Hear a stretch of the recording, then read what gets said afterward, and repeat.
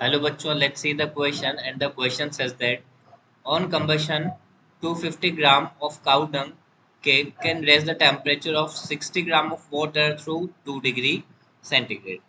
Assume that all the heat generated was used to heat the water. Now calculate the calorific value of the cow dung cake.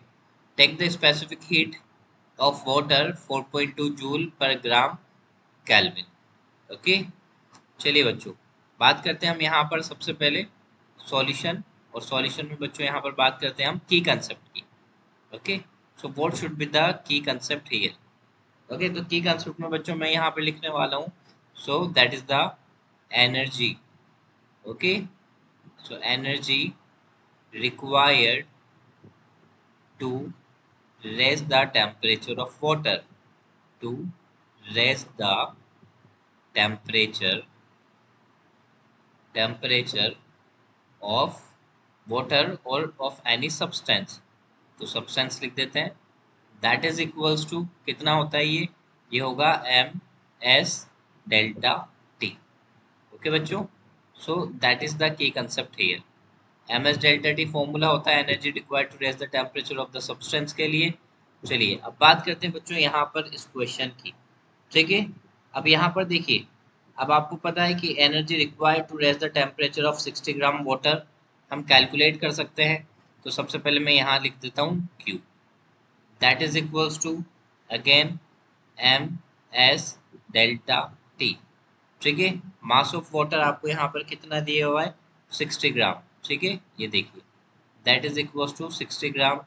Specific heat capacity in grams आपको दी हुई है 4.2 joule per ग्राम पर kelvin.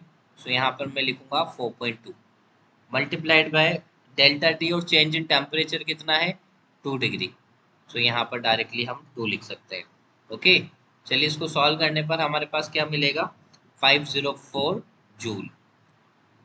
Okay, सो Q का value हमारे पास यहाँ पर क्या है बेटा, क्यू का वैल्यू आ गया 504 जूल। अब मेरे को क्या करना है, मेरे को कैलोरीफिक वैल्यू निकालना है। ठीक है, काउ डंग के लिए, so calorific value of cow dung.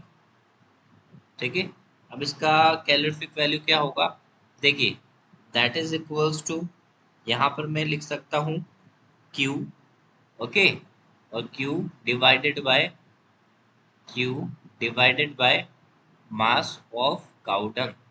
ठीक है, तो यहाँ पर मैं एम डी लिख देता हूँ, that is equals to 504 divided by mass of dung कितना दे रखा है आपको, 250 ग्राम्स। ठीक है, सो हियर आप इसको जब सॉल्व करेंगे बच्चों, तो आपको कितना मिलेगा, that is almost equals to 2।